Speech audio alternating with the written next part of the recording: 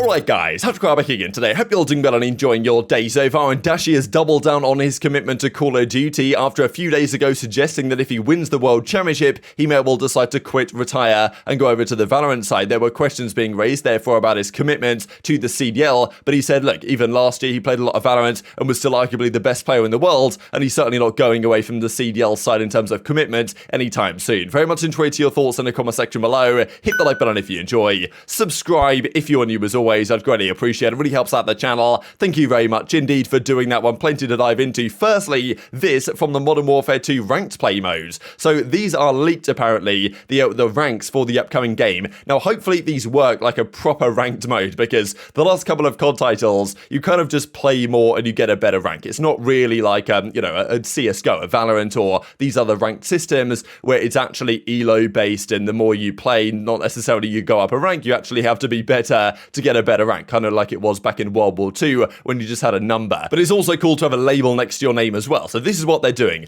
Bronze, silver, gold, platinum, diamonds. I guess that makes sense, fair enough. Diamond to me should maybe be one of the real higher ones. I mean, back in the days it used to be, go platinum and then like Master Division, but they probably, I don't know, Master Division's really so popular nowadays. So anyway, these are the top two apparently. They could of course change this, but Crimson is above Diamond, which I think is pretty cool. Like also got some Crim 6 kind of stuff going on in there, so thought that was pretty good. Crimson's pretty cool. And then of course they've got to come up with a real top dog one, right? And they've gone for Iridescent, which is like, it's a pretty unique word. It's an interesting word. It doesn't to me quite have the same allure maybe as the top rank does in other esports. I mean, we can look at some of the other ranked play systems here in a second. And Call of Duty's Iridescent is maybe, I mean, look, honestly, it sounds kind of cool. I don't really hate it, to be honest. I know people are roasting it kind of hard, especially because the meaning of the word doesn't really, I don't know, it doesn't quite align perfectly. It seems to me that they've heard maybe Radiant from Valorant and they've thought, yeah, damn, Radiant. What's a word that kind of means what Radiant means, but is not quite Radiant? Oh yeah, Iridescent. That'll kind of do. Let's chuck it in. They could, of course, change this. But yeah, I mean, look, do you think this matters at the end of the day? The top rank is the top rank,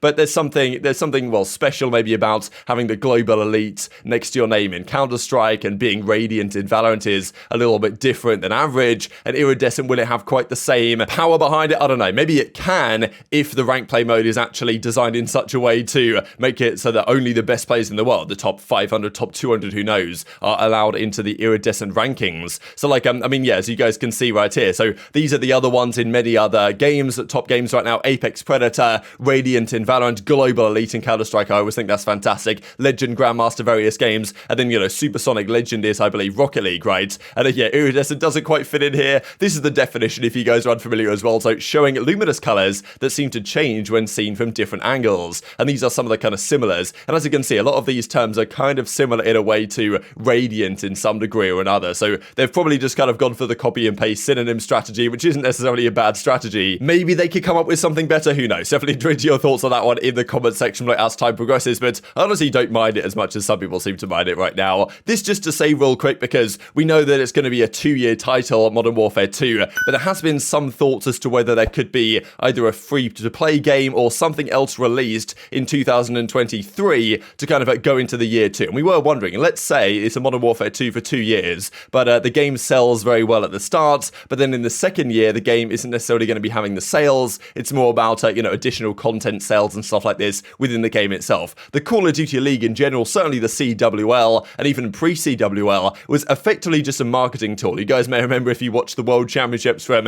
2013, 2014, 2015, that the champs used to be held in April or March, and that was to align it rather nicely with the second DLC, so the second DLC would be very nicely promoted by the World Championship, certainly at Advanced Warfare champs, when they were playing on these new maps from the DLC, and it was like, it's basically just a marketing tool. Now, does the CDL have the same function today for Activision? Not necessarily quite sure it does, but it is still relevant maybe to some degree, and therefore there has been the question, okay, let's say in year 2 of Modern Warfare 2, they released Advanced Warfare Remastered, Black Ops 3 Remastered, or even Black Ops 2 Remastered or something, right? And they want to help promote sales of that game. They could say, you know what, the CDL this year should run on that remastered title, and that's going to be better for everyone, and it honestly might be better for everyone. But of course, that relies on a remastered title or something happening next year, and the discussion is here from Jason Schreier that that's probably not going to be the case. As he says, no new actual COD until 2024. There might be some expansion pack, but there's not going to be anything special new happening next season, which was expected, but still, you know, I kind of wish there was something happening this quickly from 100 Thieves Esports as well. Surprising to me, because Tommy, I just wanted to mention this, because Tommy, kind of legendary European Call of Duty professional player, went to 100 Thieves to become their, well, one of their Warzone guys. I don't know if he's still top of the rankings in terms of earnings, but I don't know, I thought he was doing rather well. Maybe, I don't know, maybe the relationship broke down to a certain degree. I thought it was a good thing they had going on there. Maybe not going to be the case. Will Tommy join another org? I don't know, but still kind of surprising news from my perspective. Let's talk about this OpTic stuff then. So a few days ago, we saw a clip from Dashy where he said, you know what,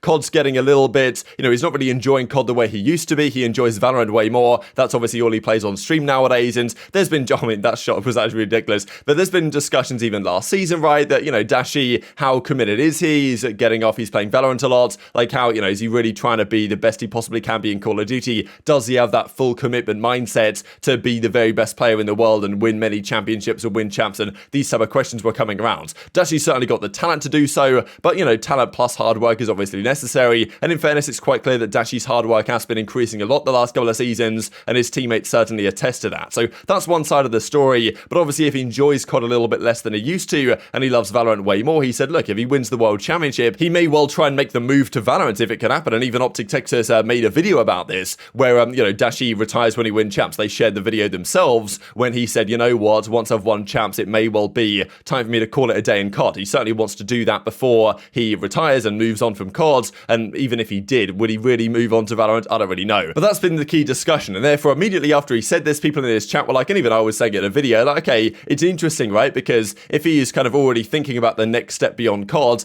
does that really reflect the full 100% commitment to being the very best player that he possibly can be? And, you know, because of course, Formal sees Dashy, I think, to a certain degree as his protege, maybe to a certain extent, like the next generation of OpTic's AR players that will dominate Call of Duty for a period of time. And Dashy hasn't really achieved the heights that Formal has during his tenure as the best AR in the world, right? So that's where the question is raised. But Dashy doesn't believe there's any validity to this. He says, look, I mean, last season I was playing a lot of Valorant. Was I not basically the best player in the world? He's saying that, yeah, just because I like Valorant a lot doesn't detract from his performance. And he also was kind of, I mean, look, he was trolling to some degree against this guy in the chat, but the guy in the chat was saying, look, there's no way you're gonna win champs if you're 50-50 between Col and Val, and he didn't really take too kindly to that. You're not winning a ring next year with this 50-50 mindset, but like, was I not the best player in the game? Like last year? No, like I thought I was. Like, I mean, I thought I was. I'm not gonna lie. Like, I thought I was the best, but let me do your formula. Clearly, it's working, Apple Master. Clearly, your formula is working for whatever you're working now.